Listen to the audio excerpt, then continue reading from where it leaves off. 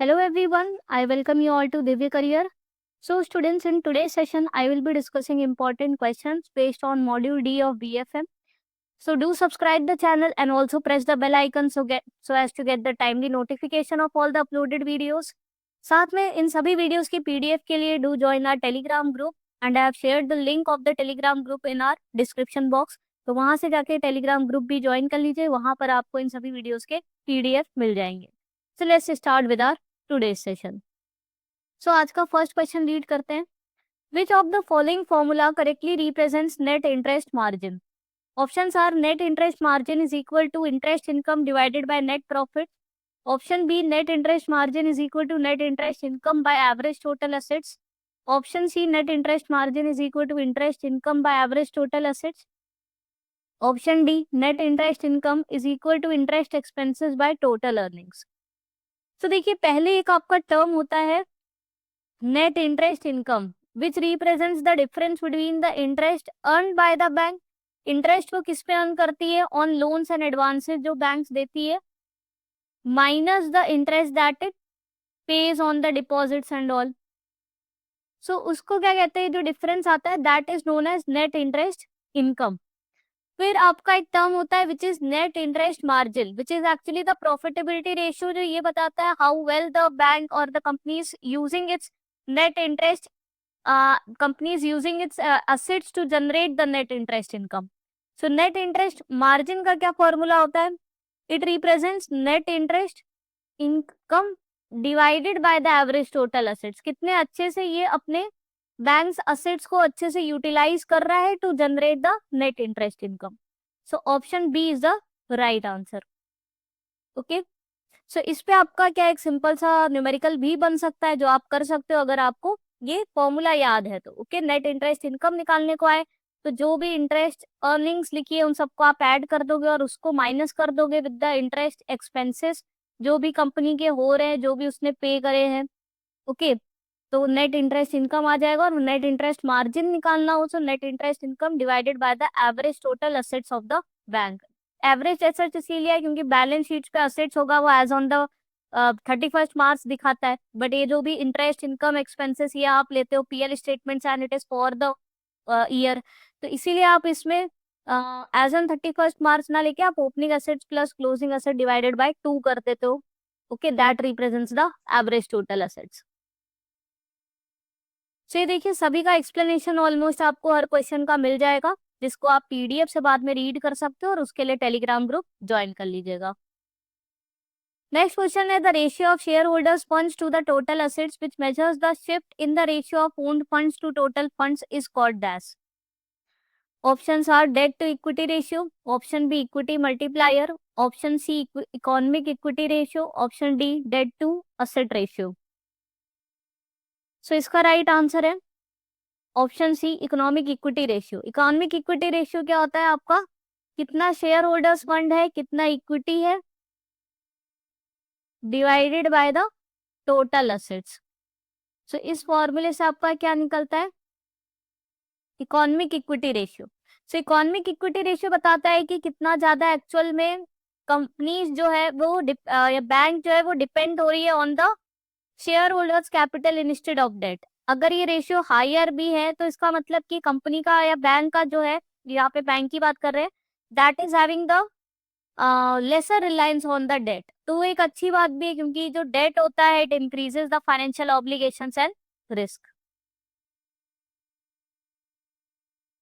Next है which one of the following is the source of funds in the balance sheet of banks. Option A deposits accepted from general public, option B balances with RBI, option C advances made to triple A rated companies, option D SLR compliant investments. सब balance sheets है। अब देखिए, आपका क्या एक sources of fund होंगे और एक कुछ यूटिलाइजेशन ऑफ फंड्स होंगे। सोर्सेस ऑफ फंड्स क्या होते हैं? सोर्सेस ऑफ फंड एक तरीके से जहां से पैसा मिल रहा है आपको, जो कि आपकी लाइबिलिटी होती है। सोर्स ऑफ फंड्स हमेशा ही क्या होती है? लाइबिलिटी, जहां से आप पैसा आप रेज कर रहे हो। और यूटिलाइजेशन ऑफ फंड्स क्या होता है? जहां पे आप उस पैसे को यूज कर रहे हो which will generate the assets. So balance sheets में आपके लाइबिलिटी और इस असेट्स दोनों ही चीजें शो होती है। तो इनमें से सोर्स ऑफ फंड कौन सा हुआ? Option A is the right answer. जो डिपॉजिट्स होते हैं जनरल पब्लिक के, वो बैंक्स के लिए क्या होते हैं? लाइबिलिटी होते हैं, जो उनको रीपे करने रहते हैं along with the interest to the public, क्योंकि वो पैसा किसका है? पब्लिक का है। ओके, बाकी सारे क्या है आपके? यूटिलाइजेशन ऑफ फंड्स है rather than the sources of fund. क्योंकि जो बैलेंसेस विद आरबीआई है वो बैंक के लिए क्या है? असेट है, क्योंकि वो बैंक का पैसा है जो उसको आरबीआई से मिलेगा। या अगर बैंक ने लोन दिया है किसी कंपनीज को, तो वो भी बैंक के लिए असेट है और उस कंपनी के लिए लायबिलिटी है जो उसको रीपे करना पड़ेगा अलॉन्ग विद द इंटरेस्ट। या बैंक किसी भी तरीके का इन्वेस्टमेंट्स कर रही है which is compliant under statutory liquidity ratio, any kind of investments that the bank is doing, of course that is also a utilization of funds and not a source of fund. Source होता है जहां से पैसा आता है, और utilisation जहां आप उसका यूज करते हो and to create a asset out of it. Okay, next question है, which of the statements are true regarding minimum capital requirement under pillar 1 of Basel 3 norms? First statement है, total capital ratio must not be lower than 8% and it shall not be lower than 9% in India. Second is supplementary capital comprises subordinate debt of more than 5-year maturity, loan loss reserves, revaluation reserve, investment fluctuation reserve, and limited life preference shares. Third is tier 2 capital is restricted to 50% of tier 1 capital. Fourth, scope of risk weighted asset is expanded to include certain additional aspects of market risk and also operational risk. So option A is 1, 2 and 3, option B 2 and 3, option C 1, 2 and 4, option D all 1, 2 and 3 and 4. सो ये सही है। जो capital education ratio है वो 8% as per the basal 3 था, और India में जो फॉलो होता है दैट इज 9%। अब इसी में आपका एडिशनल कैपिटल कंजर्वेशन बफर भी आ जाता है 2.5% का, सो टोटल आपका 11.5% होता है। बट आप सीआर की सिर्फ जैसे बात करते हो तो 9% सही है। सप्लीमेंट्री जो एडिशनल कैपिटल है which actually forms the part of tier 1 capital, उसमें ये सारी चीजें आ जाती है जिसमें मेंशन है। Tier 2 capital is not restricted to 50% but it is restricted to 100% of tier 1 capital, तो ये स्टेटमेंट गलत है। और रिस्क वेटेड असेट जो पहले सिर्फ उसमें क्रेडिट रिस्क लेते थे पुराने नॉर्म्स में, इसमें आप operational risk, market risk, credit risk तीनों ही चीजें लेते हो, सो ये भी करेक्ट है। सो 1, 2 एंड 4 आपके स्टेटमेंट्स करेक्ट है। Option C is the right answer. Okay, next है, which formula correctly represents total risk weighted assets? Option A, total risk weighted asset is equal to risk weighted asset for credit risk plus 10 into capital requirement for market risk plus 10 into capital requirement for operational risk. Option B, total risk weighted asset is equal to risk weighted asset for credit risk plus 12.5 into capital requirement for market risk plus 12.5 into capital requirement for operational risk. Option C में इसी को ही replace किया है with the 11 और D में इसको replace किया है विद द 12। सो इसका राइट आंसर है ऑप्शन बी। सो ये बताता है कि जो बैंक्स है उनको of course risk weighted assets वो रखने ही है for covering the credit risk, साथ में जो भी इनकी कैपिटल रिक्वायरमेंट है मार्केट रिस्क की multiply by 12.5 which means they are required to this much they capital they require to hold for the market risk into risk weighted assets. Okay, and similar is for the operational risk. Okay, next आपका numerical है, ABC bank has the following capital funds. Common equity tier 1 दिया है 1000 करोड़ का, additional tier 1 given is 500 crore, tier 2 capital given is 1000 crore. The bank has taken the exposure in various assets and the risk weighted assets are calculated as follows. तो ये bank के different assets दिए, जैसे government securities में इसमें 5000 crore invest किया है bank ने, और इसका रिस्क वेटेड 0% अज्यूम किया गया क्योंकि गवर्नमेंट है तो डिफॉल्ट करेगी नहीं। कॉर्पोरेट लोन्स है जो हाईली रेटेड कॉर्पोरेट्स को दिया है 3000 करोड़ को, बट इसमें फुल 100% रिस्क वेट लिया गया है। हाउसिंग लोन्स पे इन्वेस्ट किया, अब उसमें जो अमाउंट है 2000 करोड़ का, और रिस्क वेट अज्यूम किया है 50% का। So you have to calculate first the risk weighted assets and then you have to calculate the capital adequacy ratio. Okay, तो सॉल्व करते हैं इसको। कैपिटल एडुकेसी रेशियो का फॉर्मूला क्या होता है? Tier 1 capital plus tier 2 capital divided by the risk weighted assets. So tier 1 capital पहले find out करेंगे, which will be equal to common equity tier 1 plus जो हमें एडिशनल टीयर 1 दिया है। सो कॉमन इक्विटी टीयर 1 कितना दिया है 1000 करोड़ का, और एडिशनल टीयर 1 है 500 करोड़ का। सो 1000 प्लस 500 करोड़ जो आपका 1500 करोड़ का टीयर 1 हो गया, और टीयर 2 आपको दिया हुआ है 1000 करोड़। सो टीयर 1 और टीयर 2 तो पता चलेगा, टीयर 1 1500 करोड़ है, टीयर 2 1000 करोड़ है। दूसरा चीज हमें अब रिस्क वेटेड असेट्स निकालना रहेगा। तो इसने कहाँ का इन्वेस्ट किया है, गवर्नमेंट सिक्योरिटी में सबसे पहले इन्वेस्ट किया है। गवर्नमेंट सिक्योरिटी में रिस्क वेट कितना है 0% है। सो 0% ऑफ जो भी इसने 5000 करोड़ किया है तो वो क्या होगा, 0 ही आएगा। दूसरा इसने कॉर्पोरेट लोन्स में किया है, कॉर्पोरेट लोन्स में पूरा आई थिंक 100% लिया है और 3000 करोड़ इन्वेस्टमेंट है। सो इसमें आपका 3000 इंटू 100% यानी पूरा 3000 करोड़ रिस्क वेटेड असेट हो गया। तीसरा हाउसिंग लोन्स है,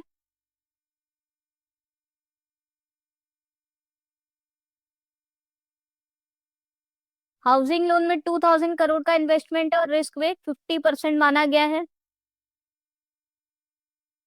so 2000 into 50% which will give you 1000 crore. So आपका टोटल रिस्क वेट एसेट कितना आ गया, 0, गवर्नमेंट सिक्योरिटी का, कॉर्पोरेट लोन्स का 3000 करोड़ प्लस हाउसिंग लोन का 1000 करोड़। तो आपका टोटल 4000 करोड़ आ गया। नेक्स्ट आपको कैपिटल एडिक्वेसी रेशियो, अब ये आपकी सब चीजें आई गई हैं, इस फॉर्मूले में पुट कर देंगे। टीयर 1 हो गया 1500 करोड़ प्लस टीयर 2 हो गया 1000 करोड़ का, divided by risk weighted asset 4000 into 100 कर देंगे। सो आपका राउंड आ जाएगा 62.5%। तो बहुत अच्छा कैपिटल एडिक्वेसी रेशियो है इस बैंक का। ऐसे हाइपोथेटिकल फिगर्स है, अदरवाइज कितना मिनिमम क्या है 9% होना चाहिए, प्लस अगर कैपिटल कंजर्वेशन बफर भी ऐड करेंगे तो प्लस 2.5 11.5%। तो काफी सेफर साइड पर है ये बैंक, अच्छा इसका CAR है। तो इस तरीके से हम लोग CAR और RWA का कैलकुलेशन करेंगे अगर एग्जाम में न्यूमेरिकल आता है तो। नेक्स्ट क्वेश्चन है, Basel Committee on Banking Supervision has agreed upon the 5 guiding principles on the Pillar 3 disclosures. Which of the following is incorrect? Option A, Principle 1 that disclosure should be clear. Option B, Principle 2 disclosure should be comprehensive. Option C, Principle 3 that the disclosure should be meaningful to users. Option D, Principle 4 that disclosure should be subject to changes. Option E, Principle 5 which is disclosure should be comparable across banks. So जो principal pillar 3 होता है that is based on market discipline. इसमें इन्होंने 5 principles की बात करी है, जिनमें से इनकरेक्ट कौन सा है, ऑप्शन डी इनकरेक्ट है, which says disclosure should be subject to changes. Actual में ये क्या कहता है, disclosure should be consistent over time. ऐसा नहीं है कि आप हर साल अलग तरीके से डिस्क्लोजर कर रहे हो, ओके, अकाउंटिंग ट्रीटमेंट अलग तरीके से कर रहे हो, okay, so it should be consistent over time, एक स्टैंडर्डाइज मेथड यूज होना चाहिए। बाकी सारे स्टेटमेंट्स क्या है आपके करेक्ट है। So pillar 3 is based on market discipline which requires the banks की उनको जो भी अपना इंफॉर्मेशन है, की इंफॉर्मेशन है, वो पब्लिकली डिस्क्लोज करना चाहिए, जिससे कि ग्रेटर ट्रांसपेरेंसी आ सके among the market participants, okay, जिससे वो बैंक्स की फाइनेंशियल हेल्थ को अच्छे से समझ सके। ओके, सो ये आपको ये सारे पॉइंट्स भी याद रखने की, प्रिंसिपल 1 किससे रिलेटेड है, 2 किससे रिलेटेड है, 3 किससे रिलेटेड है, 4th में हो जाएगा disclosure should be consistent over time, and 5th में disclosure should be comparable across the banks. Okay,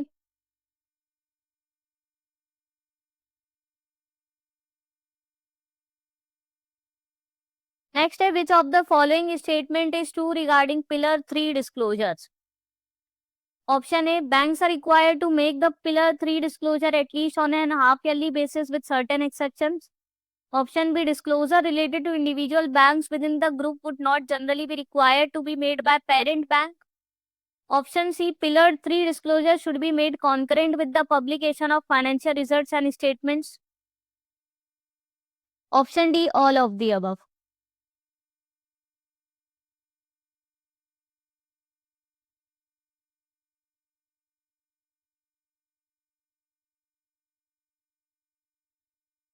so right answer है option D, all of the above. सारे स्टेटमेंट्स ट्रू हैं इसमें.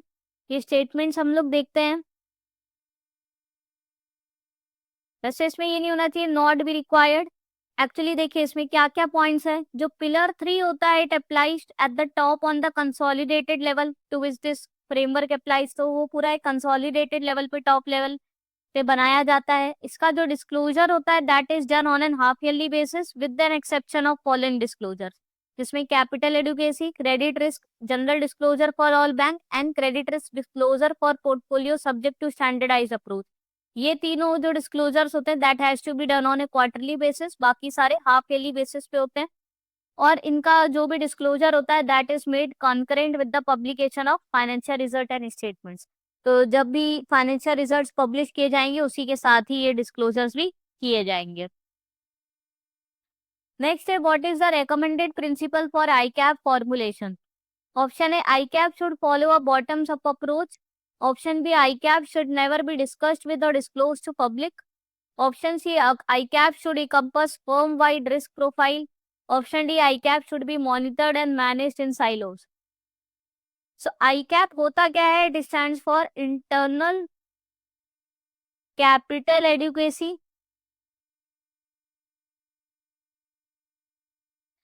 Assessment Process.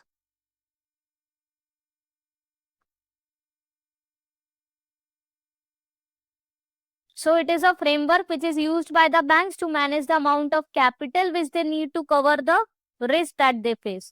ओके, और of course वो minimum capital requirement तो होना ही चाहिए. जो भी रेगुलेटरी रूल्स है उससे ज्यादा भी हो सकता है. ओके, तो इसमें फाइनेंशियल इंस्टीट्यूशन अपनी रिस्क वगैरह असेस करते हैं और फिर डिसाइड करते हैं कितना कैपिटल उनको रिक्वायर्ड है जिससे वो इन रिस्क को प्रॉपरली कवर कर सके ओवर द टाइम पीरियड. इसमें करेक्ट आंसर है option C, which is ICAP should encompass firm wide risk profile. Okay, जो फर्म वाइड रिस्क प्रोफाइल मतलब एक पूरा ओवरऑल फर्म लेवल पे जो भी रिस्क है, ओके, तो उसको कॉम्प्रिहेंसिवली प्रॉपरली इवैल्यूएट कर सके. ओके, उसके रिस्क को होलिस्टिक वे में इवैल्यूएट कर सके जिस भी टाइप की मटेरियल रिस्क फेस कर रही है. ओके, और उसके हिसाब से उतना कैपिटल होल्ड करे. बाकी कुछ और इम्पोर्टेंट पॉइंट्स इससे रिलेटेड जो मैंने यहाँ पे मेंशन करे हैं कि board of directors shall at least once in a year should assess and documents whether the process related to ICAP is implemented by bank successfully or not. Then it should be also subjected to regular and independent review through the internal and external audit process. Okay. Next is which of the statement is false in relation to NPA? Option A, the account remains out of order in respect of an overdraft or cash credit. Option B, bills remain overdue for a period of more than 90 days in case of bills purchased and discounted. Option C, installment of principal or interest remains overdue for one crop season for short duration crops. Option D, installment of principal or interest remains overdue for one crop season for long duration crops.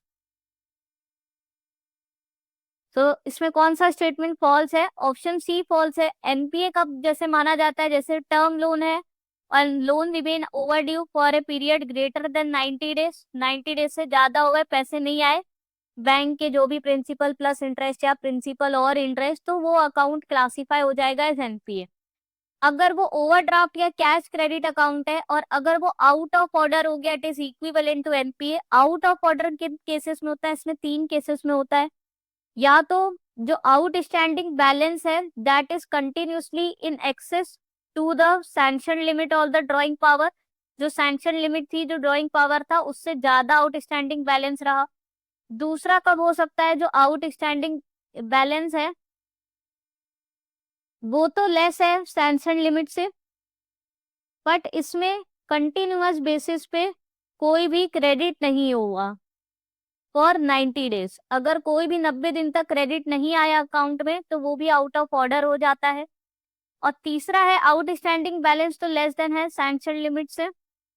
Credit भी account में आया है but it is not sufficient to cover the interest which was charged in the 90 days, मतलब जो interest debit हुआ है वो उतना कवर नहीं हो पाया जितना क्रेडिट आया उसके अकॉर्डिंग। ओके, तो इन 3 केसेस में आपका अकाउंट आउट ऑफ ऑर्डर माना जाता है।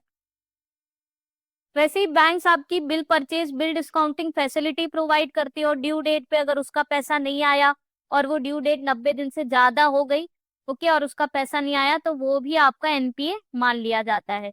एग्रीकल्चर केस में अगर शॉर्ट ड्यूरेशन क्रॉप्स है तो उस पे एनपीए कब माना जाता है, अगर प्रिंसिपल और interest remain overdue for 2 crop season. और लॉन्ग ड्यूरेशन क्रॉप में एनपीए माना जाता है when principal and interest remain overdue for 1 crop season. तो ये सही लिखा है, बाकी स्टेटमेंट्स ट्रू हैं, सिर्फ आपका ऑप्शन सी स्टेटमेंट गलत था क्योंकि शॉर्ट ड्यूरेशन क्रॉप में 2 क्रॉप सीजन्स तक जब पैसा नहीं आता है बैंक का तो वो एनपीए डिक्लेयर करती है। नेक्स्ट है एनपीएस में be straight away classified under doubtful category if due to erosion in the value of security realizable value of security is less than dash of the value assessed by bank and under the loss category if realizable value is less than dash। सो देखिए वैसे तो banks कैसे classification पे चलती है कि अगर over due रहा ग्रेटर देन 90 डेज पे तो वो एनपीए होता है, फिर उसके अंदर में सब क्लासिफिकेशन है, जैसे सब स्टैंडर्ड असेट रहता है NPA for the period of less than और इक्वल टू 12 मंथ्स, तो वो सब स्टैंडर्ड में रहता है। फिर उसके बाद वो D1 कैटेगरी में जाता है, जब वो सब स्टैंडर्ड 1 साल तक रह लेता है तो वो D1 में चला जाता है। अब वो D1 में 2 साल तक रहेगा, 1 साल रहेगा सॉरी, फिर वो D2 में चला जाएगा 1 साल के बाद, फिर वो D3 में चला जाएगा, फिर वो लॉस में चला जाएगा। तो इस तरीके से आपके ये वर्क करते हैं, क्लासिफिकेशन जो नॉर्म्स हैं इस तरीके से होते हैं। बट कुछ ऐसी चीजें होती है कि जो सिक्योरिटी की वैल्यू है, ओके, वो इरोड हो गई, रिलाइजेबल वैल्यू इरोड हो गई, ओके, तो उस केस में डायरेक्टली हम लोग उसको D1 या डाउटफुल या लॉस कैटेगरी में डाल देते हैं। तब इस तरीके से क्लासिफिकेशन नहीं फॉलो करेंगे कि 12 महीने तक स्टैंडर्ड में रखा, फिर नेक्स्ट 1 ईयर तक D1 में रखा, फिर D2 में नेक्स्ट 2 ईयर्स रहता है, फिर उसके बाद वो D3 में जाता है और जब लगता है कि कुछ कलेक्ट ही नहीं हो सकता पैसा तो लॉस में। तो ठीक है, ऐसे क्लासिफिकेशन होता है। बट अगर रिलाइजेबल वैल्यू अगर लेस देन आपकी 50% है और अगर रिलाइजेबल वैल्यू लेस देन 10% है तो उस केसेस में वो डायरेक्टली डाउटफुल या लॉस कैटेगराइज हो जाता है। So option B is the right answer. अगर रिलाइजेबल वैल्यू लेस देन 50% है, जो असेस की गई थी उससे भी 50% कम वैल्यू आ रही है, तो वो डायरेक्टली हम लोग उसको डाउटफुल कैटेगरी में डाल देंगे, और अगर 10% से भी कम आ रही है तो वो डायरेक्टली हम लोग लॉस में डाल देंगे। ओके, नेक्स्ट है which of the statements is false regarding provisioning norms on account classified under non-performing assets? Option A, on substandard assets, a general provision of 15% of the total outstanding should be made. An unsecured exposure attract a provision of 25% on outstanding balance. Option B, assets under doubtful 1 attract the provision of 25% in regard to secured portion. Option C, asset under doubtful 2 attract a provision of 40% in regard to secured portion. Option D, assets under D2 attract a provision of 40% in regard to unsecured portion. तो इसमें से कौन सा statement false है regarding provisioning norms? Right answer है option D. सो आपको याद रखना है प्रोविजनिंग नॉर्म अगर वो सब स्टैंडर्ड कैटेगरी में है तो जितना उसपे सिक्योरिटी कवर है, जितना पोर्शन सिक्योर्ड है उस पे 15% प्रोविजनिंग करनी है, और अनसिक्योर्ड पोर्शन है जिसके अगेंस्ट सिक्योरिटी नहीं है तो 25% प्रोविजनिंग करनी है। डाउटफुल 1 है, सिक्योर्ड है तो 25% प्रोविजनिंग है। डाउटफुल 2 सिक्योर्ड पोर्शन पे 40% प्रोविजनिंग है। डाउटफुल 3 पे चाहे सिक्योर्ड हो अनसिक्योर्ड हो 100% है, और अनसिक्योर्ड पोर्शन पे D1 D2 D3 तीनों पे 100% है। तो D2 इसमें लिखा है would attract the provision of 40% in regard of unsecured, तो गलत हो गया 100%, चाहे D1 हो, D2 हो, चाहे D3 हो, अनसिक्योर्ड पोर्शन पे तीनों ही डाउटफुल एसेट्स में 100% की प्रोविजनिंग होगी। बाकी सारे स्टेटमेंट्स राइट लिखे हैं। नेक्स्ट है which of the statement is false regarding provisioning norms on standard assets. अब देखिए एनपीए सब स्टैंडर्ड इन सब पे तो प्रोविजनिंग करती ही है बैंक, साथ में स्टैंडर्ड एसेट्स पे भी प्रोविजनिंग करके रखती है। Option A advances to commercial real estate sector attracts provisioning of 1%। Option B advances to commercial real estate residential housing attracts provisioning of 0.75%। Option C loans to medium enterprises attracts the provisioning of 0.25%।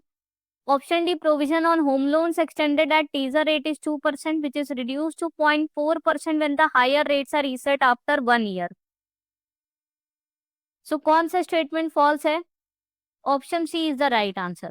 तो आपको ये सारे provisioning norm याद होने चाहिए। First वाला true है, commercial real estate पे 1% की प्रोविजनिंग रहेगी और commercial real estate residential housing पे 0.75।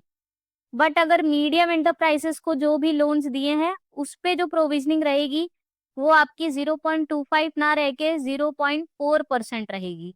वहीं अगर माइक्रो स्मॉल इंटरप्राइजेस बात होती या फिर एग्रीकल्चर एक्टिविटी की बात होती, उनपे सबसे कम प्रोविजनिंग होती है विच इज 0.25%। सो अगर माइक्रो स्मॉल एंटरप्राइजेस को लोन दिया या एग्रीकल्चर एक्टिविटीज के लिए लोन दिया तो 0.25 है, बट अगर मीडियम एंटरप्राइजेस को दिया है तो 0.4% है। अब अगर टीजर रेट पे होम लोन दिया है जहां पर शुरू में लोअर रेट ऑफ इंटरेस्ट रखते हैं जिससे ज्यादा लोग लोन ले सके, तो 1 साल तक जब तक उसमें लोअर रेट ऑफ इंटरेस्ट है तो ज्यादा प्रोविजनिंग है विच इज 2%। 1 साल बाद जब उसका रेट ऑफ इंटरेस्ट वापस से रीसेट हो जाता है टू द हायर रेट्स, तो उसमें प्रोविजनिंग नॉर्म्स भी वापस से रिड्यूस हो जाते हैं विच इज 0.4%। ओके, इसके अलावा अगर आपने रीस्ट्रक्चर्ड एसेट्स है वो क्लासिफाइड है एज ए स्टैंडर्ड, तो रीस्ट्रक्चर्ड में 5% की प्रोविजनिंग है। इनके अलावा बाकी किसी भी कैटेगरी का आता है तो सब पे 0.4% की प्रोविजनिंग है। Okay,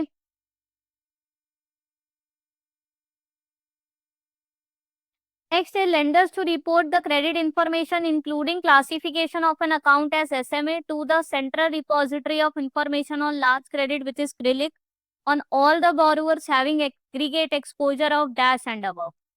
options are 1 crore, 50 lakhs, 5 crore और 10 करोड़।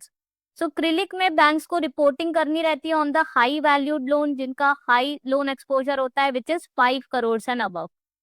ओके, तो इनको जो अपना क्रिलिक मेन रिपोर्ट होती है वो इनको सबमिट करनी रहती है मंथली बेसिस पे।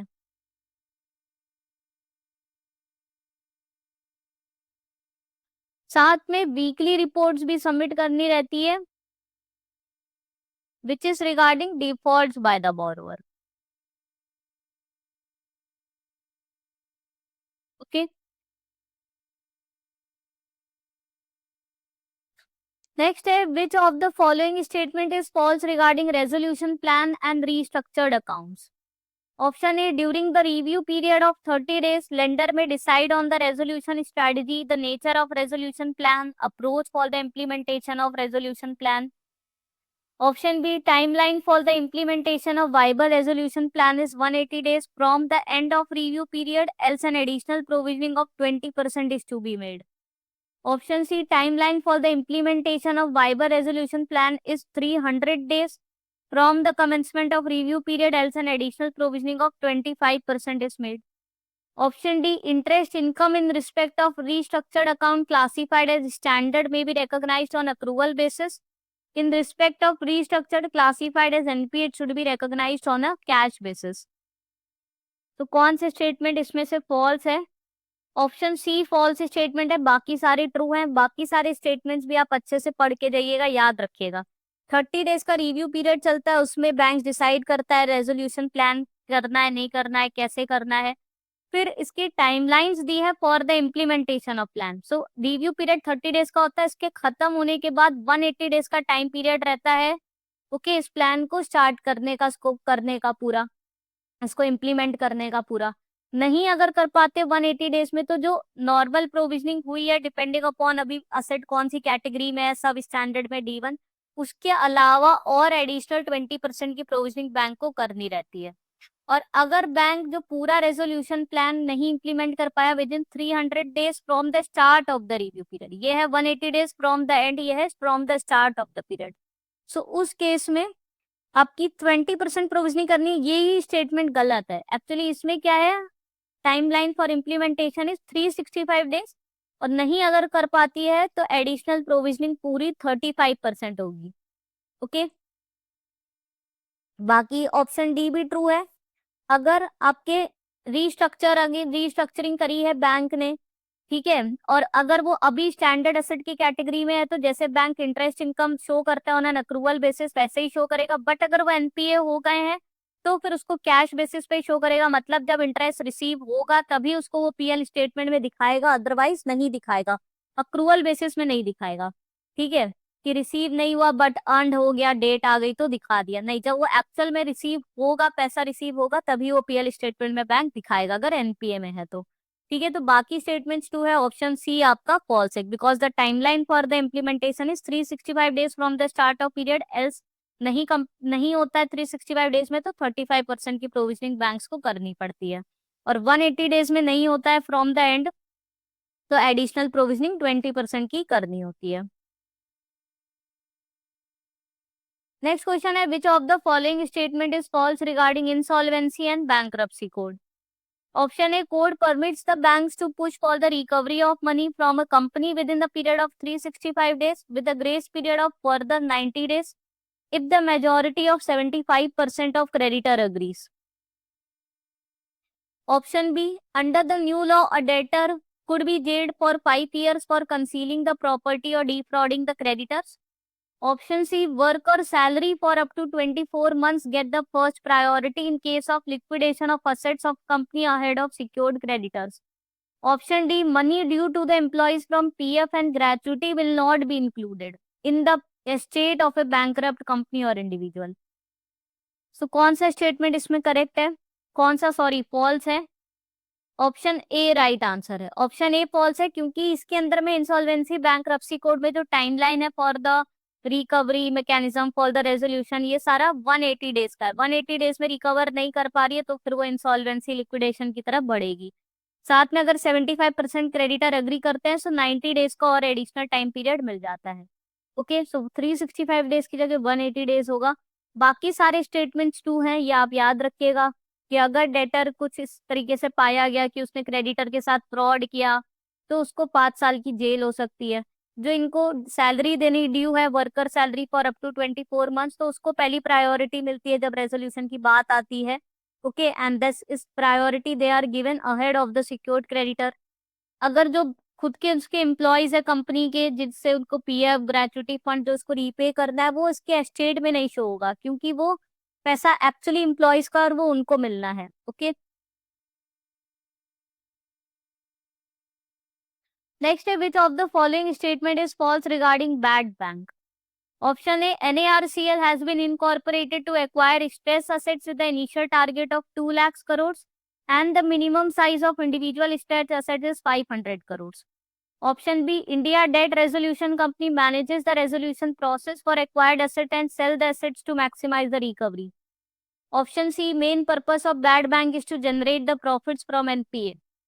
Option D, NARCL first purchase the bad loans from the bank. It pay the 15% of the price in cash and 85% in the form of security receipts. So कौन सा स्टेटमेंट इसमें से false है? Option सी false है। Actually NARCL which is national asset reconstruction company limited, इसको क्यों setup किया था? इसको इसलिए सेटअप किया था क्योंकि बैंक्स के बैड लोन्स बहुत बढ़ रहे थे तो बैड लोन्स को टेक ओवर करती है जिससे उसकी बैलेंस शीट क्लीन हो जाए। तो इनिशियली इसका जो टारगेट था कि 2 लाख करोड़ तक के बैड लोन से टेक ओवर करेगी। ठीक है, और मिनिमम साइज क्या होता है जिसका वो टेक ओवर करती है स्ट्रेस एसेट्स का, दैट इज 500 करोड़। ये भी करेक्ट है। IDRCL फिर एक सेटअप हुई which is like a private company जो कि NARCL क्या करती है, इसको पूरा मैनेज करती है प्रोसेस को, मतलब इसको पूरा देखती है। IDRCL क्या करती है, जो भी एसेट एक्वायर करना है उसको सेल करने का काम करती है, उससे रिकवरी हो जिससे, और साथ में इसका मेन पर्पस ये नहीं है कि प्रॉफिट अर्न कर सके, इसका मेन पर्पस ये है कि जो बैंक्स का जो एनपीए बर्डन है उसको ईज कर सके। ठीक है, तो ये वाला स्टेटमेंट फॉल्स है। डी वाला भी ट्रू है, जो बैड लोन परचेज करती है तो 15% कैश में पेमेंट करते हैं और 85% in the form of security receipts. Next है, which of the following statement is false regarding liquidity risk management? Option A, higher the ratio of core deposit to total assets, better it is the interest of liquidity. Option B, lower the ratio of net loans to total deposits, better it is in the interest of liquidity. Option C, lower the ratio of short-term liabilities to liquid assets, the better it is in the interest of liquidity. Option D, lower the ratio of prime assets to total assets, the better it is in the interest of liquidity. So कौन सा एक statement false है? तो देखिए सारे statements को पढ़िए। अगर कोर डिपॉजिट हाई है इन कंपैरिजन टू जो टोटल एसेट्स है, उसमें कोर डिपॉजिट अगर हाई है तो वो लिक्विडिटी के लिए अच्छा है। तो ये सही है, क्योंकि जो कोर डिपॉजिट होते हैं that are main stable source of liquidity. तो वो अच्छी बात है। अगर कोर डिपॉजिट्स हमारा हायर, ये रेशियो कब हायर होगा? जब कोर डिपॉजिट्स हायर होंगे, तो वो स्टेबल सोर्स होते हैं फंडिंग का, लिक्विडिटी का, इसलिए ये स्टेटमेंट ट्रू है। Net loans by total deposit का रेशियो जितना कम है उतना ही अच्छा है लिक्विडिटी के लिए। तो ये भी सही है, क्योंकि नेट लोन्स है, लोन्स माइनस एनपीए। तो ये इसलिए क्योंकि जो लोन्स होते हैं they are considered to be the less liquid asset. ठीक है, लेस लिक्विड असेट्स होते हैं, उनका मेच्योरिटी पीरियड ज्यादा हो सकता है कई बार वो। ठीक है, तो इसलिए वो लिक्विडिटी के हिसाब से लोअर रेशियो सही रहता है। शॉर्ट टर्म लाइबिलिटीज का जितना कम हो इन लिक्विड एसेट्स के कंपैरिजन में, उतना ही क्या है, कम। अच्छी बात है लिक्विडिटी के लिए, क्योंकि शॉर्ट टर्म लाइबिलिटीज है, उनका रिडेम्पशन अर्ली करना पड़ेगा। ओके, जल्दी उनको प्रीपे करना पड़ेगा, जिसके लिए हमें और लिक्विड रेडी एसेट चाहिए रहेंगे, तो वह अगेन लिक्विडिटी रिस्क को अराइज होता है। तो ये रेशियो जितना लोअर हो उतना ही अच्छा है। बट जो प्राइम एसेट्स होते हैं टोटल एसेट्स में, इसका रेशियो जितना हायर हो उतना अच्छा है लिक्विडिटी के लिए। प्राइम एसेट्स होते हैं जैसे जो कैश बैलेंसेस हो गए जो बैंक्स ने रखवाए हैं विद अदर बैंक, ठीक है, या खुद बैंक के पास जो है, तो वो क्या है, वो कभी भी बैंक यूज कर सकती है, दूसरे बैंक में भी रखवाए, it can be withdrawn at any time. तो वो लिक्विडिटी का मेन सोर्स होते हैं प्राइम एसेट्स। ओके, तो ये रेशियो जितना हाई होगा उतना अच्छा होगा। So option D is the right answer, because this is a false statement. तो इस तरीके से आपको ये सारे रेशियोज अच्छे से समझने हैं, और कौन सा रेशियो हाई होना चाहिए, कौन सा लो होना चाहिए, the interest of liquidity for the banks, वो आपको क्लियर हो गया होगा। नेक्स्ट क्वेश्चन पढ़ते हैं। Dash represents the comparison of the bank's future cash inflows to the future cash outflows over a series of specified time periods. Option A alternative scenarios, option B maturity ladder, option C measuring liquidity over the chosen time frame, option D assumptions used in determining the cash flows। So right answer है maturity ladder. Maturity ladder को use किया जाता है to compare the bank's future cash inflows to the future cash outflows over the specified time period. Okay, alternative scenario ये बताता है, evaluate करता है कि बैंक के पास सफिशिएंट लिक्विडिटी रहेगी कि नहीं रहेगी। ओके, व्हाट इफ सिनेरियोज के अंदर में, डिफरेंट डिफरेंट सिनेरियोज के अंदर में लिक्विडिटी को एनालाइज करता है, वो ऑल्टरनेटिव सिनेरियोज कहा जाता है। नेक्स्ट है, which of the statement is false regarding interest rate risk? Option A, rising interest rate increases the discount rate on the cash flow and increases the market value of asset or liability. Option B, mismatching the maturities by holding the longer term asset than the liabilities means when the interest rate rises, market value of assets falls by the greater amount than the liability. Option C, interest rate risk refers to the volatility in the net interest income or the variation in NIM. Option D, interest rate risk is classified into mismatch or gap risk, basis risk, net interest position risk, embedded option risk, yield curve risk, price risk and reinvestment risk. So इनमें से कौन सा statement false है? Right answer है option ए। जब भी हम market value निकालते हैं असेट्स लाइबिलिटीज की, तो उसमें मतलब एक तरीके से हम प्रेजेंट वैल्यू निकाल रहे हैं, which is determined from the future cash flow जो उस असेट से हमें होने वाले हैं, divided by 1 plus R to the power T. इसी तरीके से प्रेजेंट वैल्यू निकालते हैं। सो ये जो आर है जो कि हम लोग ले रहे हैं as a discount rate on the cash flows. तो अगर आप इंटरेस्ट रेट बढ़ेगा तो ये डिस्काउंट रेट भी बढ़ेगा, और अगर ये डिनोमिनेटर बढ़ रहा है तो एक्चुअली में जो प्रेजेंट वैल्यू है वो बढ़ेगी नहीं, वो क्या होगी, डिक्रीज होगी। So increase in the interest rate would increase the discount rate on the cash. ज्यादा इन्फ्लेशन होगा, ये ज्यादा रिटर्न का एक्सपेक्टेड होगा, तो आर बढ़ेगा। बट उससे क्या होगा, अभी डिनोमिनेटर बढ़ रहा है तो value of the asset present value वो डिक्रीज होगी, इसलिए ये स्टेटमेंट फॉल्स है। बाकी सारे स्टेटमेंट्स आपके ट्रू दिए हैं, जैसे mismatching the maturity by holding longer term assets than the liabilities means when the interest rate rises the market value of assets will fall by greater amount. Okay, आपका maturity period अलग अलग है, आपके जो assets है वो longer term है, और जो आपकी लाइबिलिटीज है वो शॉर्टर टर्म है, उनका रीपेमेंट अभी करना है। तो जब आपका इंटरेस्ट रेट बढ़ेगा तो जो वैल्यू ऑफ असेट होगी वो ज्यादा अमाउंट से गिरेगी in comparison to the liabilities. Okay, क्योंकि आपका वो लॉन्गर टर्म है। बाकी ये सारे भी आपके ट्रू स्टेटमेंट्स हैं। नेक्स्ट है, which of the statement is false regarding the various sources of interest rate risk. Option A, gap risk arises from holding the assets and liabilities with different principal amount, maturity dates or repricing dates, creating exposure to the changes in level of interest rate. Option B, bank with the positive net interest position experience a reduction in net interest income as the interest rate declines and an expansion in net interest income as the interest rate increases. This risk is net interest position risk. Option C, larger changes in the market interest rate creates a basis risk by the prepayment of loans and bonds or with the premature withdrawal of deposits. Option D, uncertainty regarding interest rate at which the future cash flows could be reinvested is called the reinvestment risk. So कौन सा statement false है? Option सी false है। अगर आपको bonds में options दिए हैं तो बॉन्ड होल्डर उसको ऑप्शन को एक्सरसाइज कर सकता है, या लोन का अगर वो प्रीपेमेंट कर सकता है विदाउट इनकरिंग मच पेनल्टी, या वो डिपॉजिट्स को पहले ही विड्रॉ कर सकता है, तो उससे जो रिस्क अराइज होती है that is not called the basis risk. बस इस रिस्क को हम लोग एम्बेडेड ऑप्शन रिस्क कहते हैं, जहाँ पे अगर लोन का पहले प्रीपेमेंट हो रहा है तो वहां पर बैंक क्या इंटरेस्ट इनकम को लॉस कर रही है, या अगर जो डिपॉजिट्स है वो प्री मेच्योर विड्रॉ हो जा रहे हैं तो उससे क्या होगा, एएलएम में दिक्कत आएगी, एसेट लायबिलिटी मैनेजमेंट में। Okay, so this risk is called the embedded option risk. Basis risk वो होती है which arises because of the interest rate of the assets and liability change in different magnitude. क्योंकि भले ही अगर maturity period same भी asset liability की, but जो इंटरेस्ट रेट का जो भी इम्पैक्ट आएगा एसेट लायबिलिटी पे वो डिफरेंट इम्पैक्ट आता है, they changes by the different magnitude. तो उस रिस्क को बेसिस रिस्क कहते हैं। बाकी सारे स्टेटमेंट करेक्ट दिए हैं regarding gap risk, net interest position risk, और ये जो भी दिया अनसर्टेनिटी वाला री इन्वेस्टमेंट रिस्क, ये तीनों करेक्टली डिफाइन है। नेक्स्ट हमारा न्यूमेरिकल है। A bank has the following balance sheet information. Assets, rate sensitive assets given are government bonds with a market value of 400 crores and modified duration of 4 years.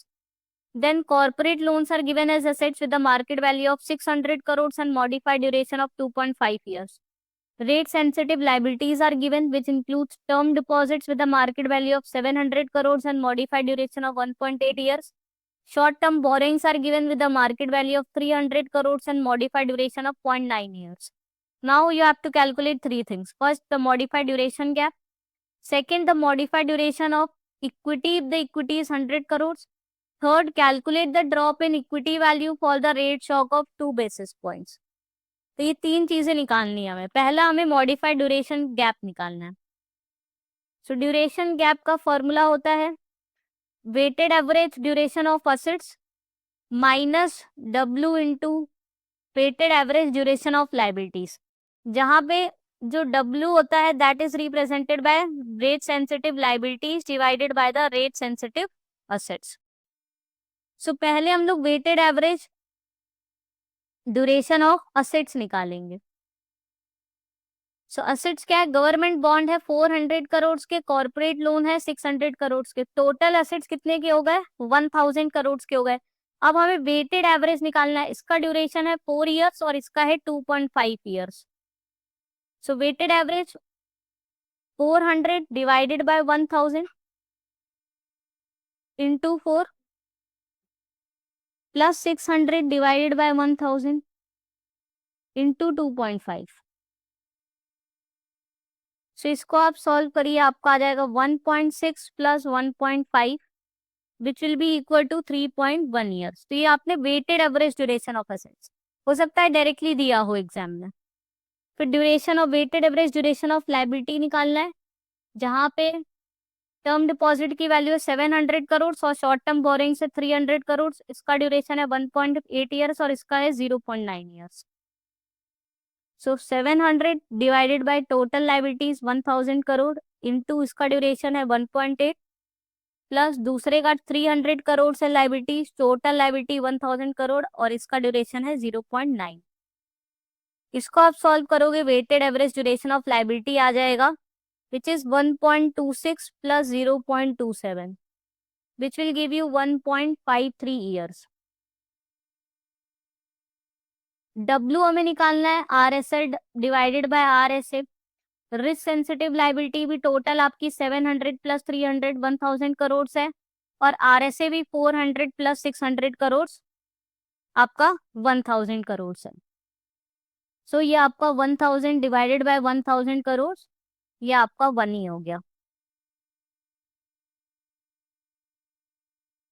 Okay, so duration gap आपका क्या हो गया, ये weighted average duration of assets which is 3.1 minus W आपका 1 ही आ गया, RSL divided by RSA into DL which is 1.53।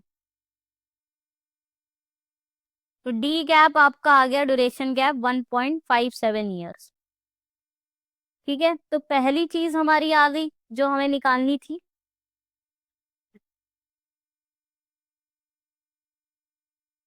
Next हमें क्या निकालना है,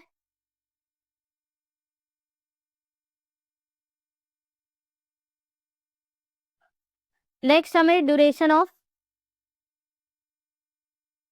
इक्विटी निकालना है। सो duration, modified duration of equity का फॉर्मूला होता है ड्यूरेशन गैप इनटू लेवरेज। ये फॉर्मूलेज आपको याद होने चाहिए, जहां पे लेवरेज इज इक्वल टू क्या होता है, leverage is represented bye risk sensitive assets divided by the equity. So leverage कितना हो गया, रिस्क सेंसिटिव एसेट्स आपने देखा टोटल 1000 करोड़ का था और इक्विटी आपको इधर दी हुई है 100 करोड़ की। So divided by 100 crore. So leverage आपका 10 आ गया। अब duration of equity D gap which is 1.57 into 10 which will give you 15.7 years. तो दूसरा पार्ट भी आ गया। अब थर्ड क्या निकालना है हमें इसमें, drop in the equity value for the rate shock of 2 basis point. 2 basis point यानी 0.02% अगर डिक्रीज हो रही है वैल्यू ऑफ, तो उसपे कितना हमारा इक्विटी वैल्यू आएगा। सो जो भी हमारा ड्यूरेशन गैप आया 15.7 इंटू 0.02, 2 बेसिस पॉइंट है इंटू 100 कर देंगे। सो हमारा 31.4%। So there would be could be 31.4% drop in the value of the equity if the rate shock is of 2 basis points। Okay, तो हमने सीखा हमें modified duration of equity, modified duration gap और ये drop in value of equity, तीनों चीजें कैसे निकालेंगे अगर एग्जाम में ऐसा क्वेश्चन आया तो। ओके, आई होप आपको क्लियर हो गया होगा। यहाँ हमने weighted average duration of assets निकालने हैं इस तरीके से। ओके, जहाँ पे इसका फर्स्ट एसेट का जो भी हमारा दिया है टोटल इन्वेस्टमेंट डिवाइडेड बाय जो टोटल एसेट्स है plus second investment divided by total assets और इनका ड्यूरेशन, ये वेटेड एवरेज निकाला, पहले ड्यूरेशन ऑफ एसेट्स का, फिर weighted average duration of liability का, फिर रिस्क सेंसिटिव एसेट्स हमारा 1000 करोड़ था, टोटल ऐड कर दिया, रिस्क सेंसिटिव लायबिलिटी भी 1000 करोड़ थी, तो W1 आ गया और फिर इसको हमने इसमें पुट कर दिया तो ड्यूरेशन गैप आ गया।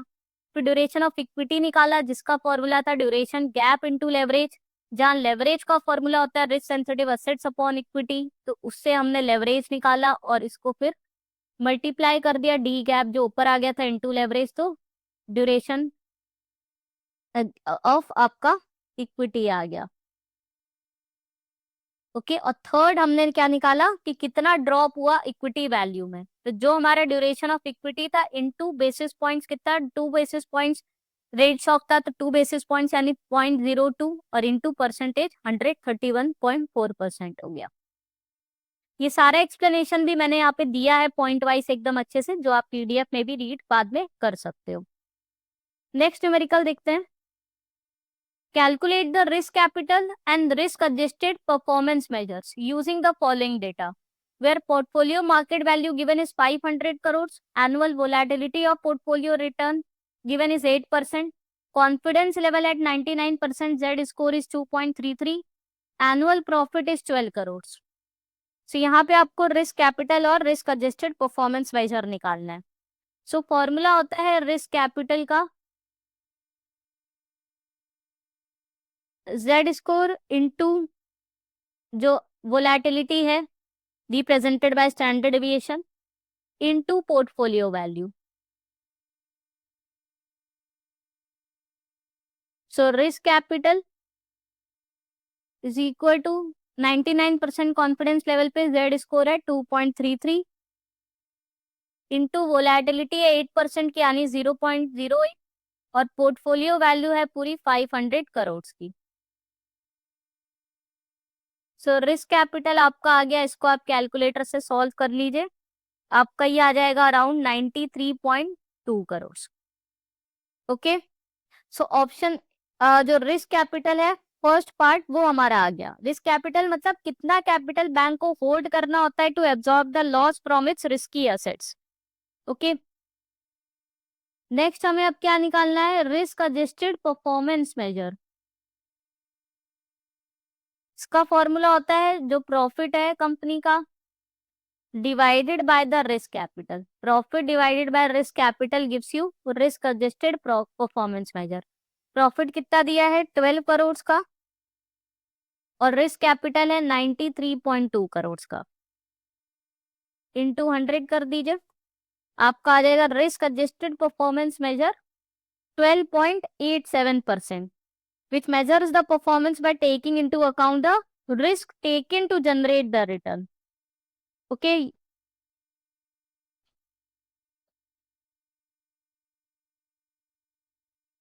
Next numerical है based on the calculation of the economic value added. EVA निकालना है।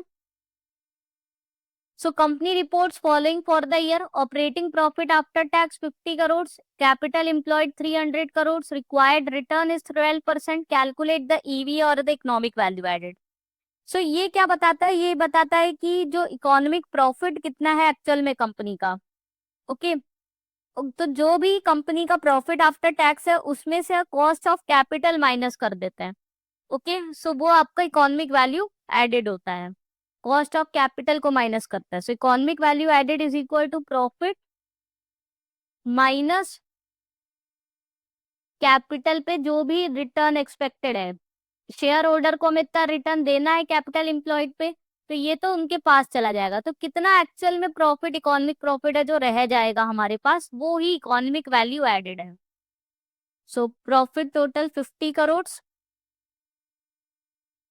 Minus capital into return, so 300 crore into 12%, जो कि चला जाएगा शेयर होल्डर्स के पास, जो डिस्ट्रीब्यूट हो जाएगा। सो रिमेनिंग कितना रह जाएगा टोटल 50 करोड़ में, इसको आप 0 कट करेंगे 36 करोड़। सो 50 crore minus 30 crore which is 14 crore. So this represents the true economic profit. Okay, means the value which the company has generated over the minimum return which is expected by the investor. Okay. Next है again numerical है, risk weighted assets of Indian Bank with a capital of 500 crore stands at 5000 crores. What additional amount of assets it can create with the 20% risk weight? So देखिए capital adequacy ratio का formula क्या पड़ा था, total capital divided by risk weighted assets. So risk weighted asset हो गया is equal to total capital divided by the capital adequacy ratio. Total capital कितना है 500 करोड़ का है। और कैपिटल एडिक्वेसी रेशियो कितना होना चाहिए, मिनिमम कितना होना चाहिए, 9% का होना चाहिए मिनिमम। ओके, यहाँ पे मानते हैं हम लोग, आरबीआई ने क्या कहा है, minimum capital adequacy ratio bank का 9% होना चाहिए। सो इतना कम से कम सीआर होना चाहिए। सो डिवाइडेड बाय 0.09 कर देंगे। So maximum risk weighted asset banks कितना ले सकती है, अगर मिनिमम 9% कैपिटल एडिक्वेसी रेशियो होना चाहिए, 500 करोड़ बैंक का कैपिटल है, so maximum risk weighted asset जो ये ले सकती है 500 crore divided by 9% is 5555.56 crore. तो मैक्सिमम रिस्क वेटेड असेट जो ये बैंक ले सकती है जिसका 500 करोड़ का कैपिटल है, दैट इज 5555.56 करोड़। अब अगर ये बैंक कुछ एडिशनल एसेट्स ले रही है जिससे उसका 20% रिस्क वेट होगा, तो कितना और एडिशनल अमाउंट ऑफ एसेट ले सकती है कि 20% और हो जाए। तो एक्चुअल में देखिए, रिस्क वेट एसेट इसका 5000 करोड़ है, मैक्सिमम 9% कैपिटल एडुकेसी रेशियो के हिसाब से ये इतना ले सकती है। तो सरप्लस इसके पास रिस्क वेटेड एसेट अभी कितना बाकी है, कितना और मतलब ये उठा सकती है रिस्क वेटेड एसेट, मैक्सिमम ये इतना कर सकती है, बट अभी प्रेजेंट में इसके पास 5000 करोड़ का है। सो सरप्लस मैक्सिमम और वो कितना उठा सकती है, 555.56 करोड़ और वो रिस्क वेटेड एसेट ले सकती है। ठीक है, अभी इतना समझ में आया। तो रिस्क वेटेड एसेट क्या होता है, 20% रिस्क वेट और ले सकती है, यानी कि 0.2%, 20% यानी 0.2 ऑफ द असेट, इतना रिस्क वेट वो और ले सकती है।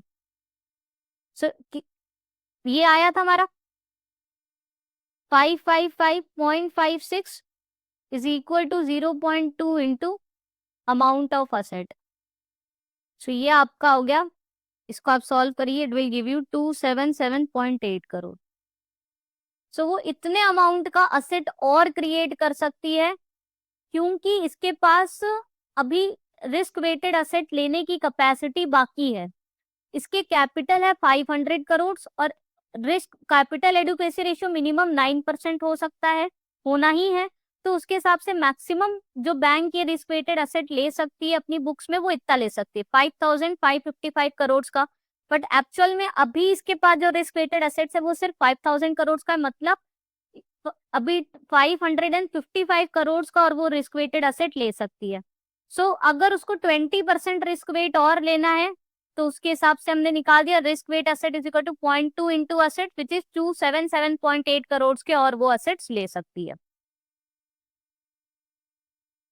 सो स्टूडेंट्स, इसके साथ हमारा आज का सेशन ओवर होता है, जहाँ पे हमने सारे इंपॉर्टेंट क्वेश्चंस डिस्कस करे बेस्ड ऑन मॉड्यूल डी।